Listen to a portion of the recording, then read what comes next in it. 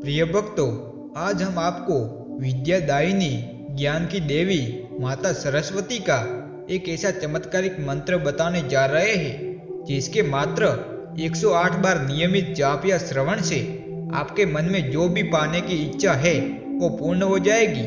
माता सरस्वती के इस मंत्र का जाप या श्रवण से आपके जीवन से पैसों की समस्या पल भर में ही दूर हो जाएगी। प्यारे भक्तों, ज्ञान की देवी माता सरस्वती हर परिस्थितियों को दूर करने की विद्या देती है और हर बिगड़े कार्य को सफल बना देती है। आज हम आपको जो मंत्र बताने जा रहे हैं उसका जाप या श्रवण से माता सरस्वती की अपार कृपा आप पर और आपके परिवार पर सदैव बनी रहेगी और आपके जीवन में कभी भी धन की समस्या नहीं होगी। इस मंत्र का जाप या श्रवण से आपके घर में सदैव सुख समृद्धि बनी रहेगी। तो प्यारे भक्तों, आइए हम इस मंत्र का जाप कर लेते हैं। बस आपको इस मंत्र को अपने घर या दुकान पर या जहाँ पर बैठे हो वहीं पर अपने मोबाइल फोन पर चला देना है और ध्यान रहे कि इस मंत्र को श्रवण पूरा 108 बार करना है।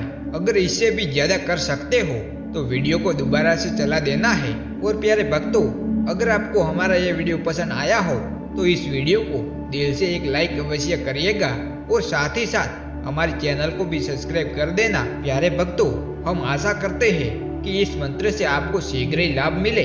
और मित्रों, आप भी कमेंट में जय मां सरस्वती लिखकर अपनी उपस्थिति जरूर दिखाइएगा। प्यारे भक्तों, माता सरस्वती का मंत्र इस प्रकार है। ओम श्रीं ह्रीं क्लीं महासरस्वती नमः। ओम श्रीं ह्रीं क्लीं महासरस्वती नमः। ओम श्रीं ह्रीं क्लीं महासरस्वती नमः। ओम श्रीं ह्रीं क्लीं महासरस्वती नमः। ओम श्रीं ह्रीं क्लीं महासरस्वती नमः। ओम श्रीं ह्रीं क्लीं महासरस्वती नमः। ओम श्रीं ह्रीं क्लीं महासरस्वती नमः। ओम श्रीं ह्रीं क्लीं महासरस्वती नमः। ओम श्रीं ह्रीं क्लीं महासरस्वती नमः। ओम श्रीं ह्रीं क्लीं महासरस्वती नमः। ओम श्रीं ह्रीं क्लीं महासरस्वती नमः। ओम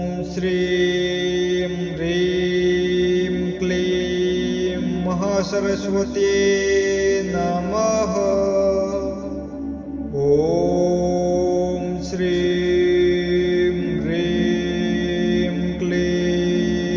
महासरस्वती नमः। ओम श्रीं ह्रीं क्लीं महासरस्वती नमः। ओम श्रीं ह्रीं क्लीं महासरस्वती नमः।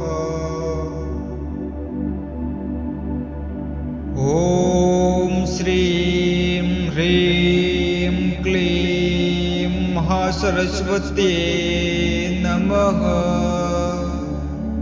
ओम श्रीं ह्रीं क्लीं महासरस्वती नमः।